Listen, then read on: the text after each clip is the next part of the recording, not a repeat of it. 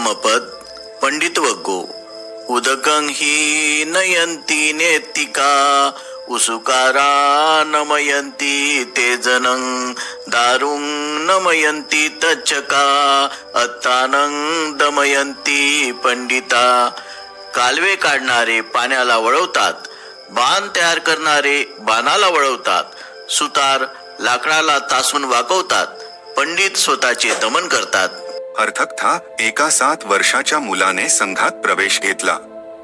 आपल्या गुरुबरोबर भिक्षा मागण्याच्या फेरीवर असताना त्या नवशिक्याला एकदा कालवा काढणारे, बाण बनवणारे आणि सुतार आपापली कामे करीत असलेले दिसले आणि त्याने गुरुला पुष्कळ प्रश्न विचारले.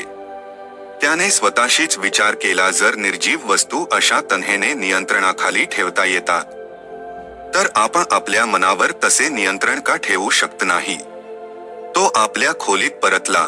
त्याने ध्यान केले आणि बालवयातच त्याने अरहंतपद साध्य केले.